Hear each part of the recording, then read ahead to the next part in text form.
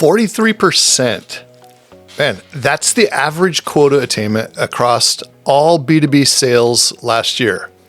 Not your territory, not your company, all of it. And nobody, not your manager, not your VP, not your CRO, is telling you what that number actually means. Man, I've been wanting to make this video for a long time because I keep seeing reps, good reps, hardworking reps, beating themselves up over missed quota, questioning if they're cut out for this, wondering what's wrong with them. And here's what drives me crazy. Nobody's telling them the truth. So in this video, I'm going to show you the actual math behind how your quota gets set, and I'm going to show you why 58% of companies deliberately build a number that's designed to be missed. And this is the part your manager definitely won't cover in your one-on-one. I'm going to show you exactly what you do with that information so you can build something real inside a system that was never fully built in your favor. So stick with me. This one's going to hit different. Let me ask you something. You ever sit in a quota setting meeting and walk out thinking, there's no way I hit this number? And then you go home and wonder if you are the problem? Here's what nobody's telling you. That feeling isn't weakness. That's your gut telling you the math doesn't add up, and your gut is right. I remember a conversation I had with a sales leader, a good guy, actually cared about his team, and I asked him straight up, how do you set quota? He leans back, kind of smiles, and said, we take what we need the business to do, add 20%, and divide it by the head count. I said, so you're building in a buffer. He says, we call it a stretch target. Man, I thought about every rep on that team, every one of them grinding, thinking they were falling short when the number was never meant to be hit in the first place. Here's the reality. 58% of companies, more than half, deliberately overassign quota by 20 to 30%. This isn't a secret in the boardroom. It's a known accepted practice, and they call it quota cushion. They use it to protect revenue forecasts, manage Wall Street expectations, and control comp costs. The rep sitting in their car after a rough week, they're not part of that conversation. They're just living with the consequences of it.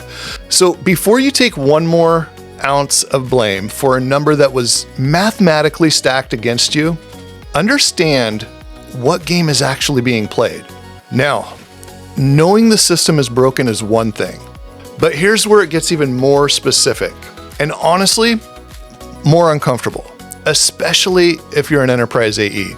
Your offer letter said 120 OTE, 120,000 OTE. Your W-2 last year said 74,000. That gap, that $46,000 gap isn't bad luck. It's not a down market. It's not your pipeline. Well, it could be. It's really just math. And someone ran that math before you ever signed up for the offer. I've been on both sides of this. I've been the rep staring at a W-2 that didn't match what I was promised. And I've been in rooms where comp plans were being built. And I'll tell you, the conversation in that room is not about how to help reps earn more.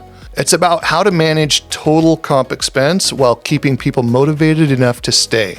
Enterprise AEs right now are hitting 38.2% of quota. Think about that. The highest paid, most experienced sellers in the game hitting 38%. That's not a performance problem, that's a structural collapse. And the most dangerous thing that can happen to a rep in that situation, they internalize it. They think, I just need to work harder. I need more calls, more pipeline. And they run themselves into the ground, chasing a number that the model never expected them to hit. Here's what I want you to take from this. Your OTE is a marketing number. It's designed to attract talent, and your actual earning potential inside most quota structures is somewhere between 60 and 80% of that. And that's by design. That doesn't mean you stop competing. That doesn't mean you stop pushing. What it means is you stop letting a broken comp model define your self-worth, and you start building a personal revenue system that gives you real predictability, regardless of what the company's quota math says. Because here's the truth. The reps who consistently win in this environment aren't just working harder. They understand the game being played and they play it smarter. So what does that actually look like? What does it mean to build a personal revenue system inside a broken quota environment? That's what I want to leave you with. So you now know the quota was overassigned. You know the OTE was a stretch number. You know the system wasn't built to make you rich. It was built to make the company predictable. So what do you do? Because I'm not here to just make you angry. I'm here to give you something you can actually use. When I finally understood this, really understood it, something shifted for me. I stopped trying to hit their number and started building my own number. I got obsessive over understanding exactly which activities in my process actually converted, not the activities my manager wanted to see on the dashboard, the ones that actually moved the needle. I built a personal pipeline model. I knew my conversion rates at every stage. I knew my average deal size. I knew how many first conversations I needed to close one deal. And I worked that model, not the company's quota model, every single week. And here's what happened. I started having completely different conversation with my manager. Not I'm behind on quota, but here's my model. Here's where I am in it. And here's what I need to close the gap. That's a different rep. That's a rep who's in control. So here's how I'd break this down for you. 3 things. 1, know your real number, not your quota, your number, based on your actual conversion rates, your average deal size, and your realistic pipeline capacity. Build that model. Own it. Number 2, protect your energy. Stop spending emotional energy on quota you can't control. Spend it on the activities you can. The conversations, the relationships, the pipeline, that's where your leverage is. And number 3, have the honest conversation with your manager, with yourself. If the quota is structurally broken, name it. Not as an excuse, but as a data point. Here's what the attainment data says across the industry. Here's where I am, and here's my plan. That's a professional. That's someone who understands the business. Look, I want to be real clear about something before I wrap this up. This video is not about letting yourself off the hook. Accountability still matters, 100%. Your effort still matters, 100%. The work, it still matters, 100%. But accountability has to be aimed at the right target.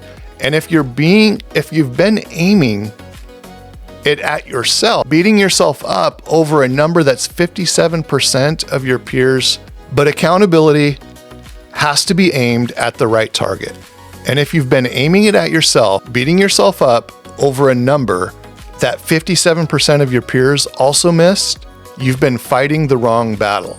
You're not failing, the system is broken. And now you know the difference. That's not a reason to quit, that's a reason to get smarter.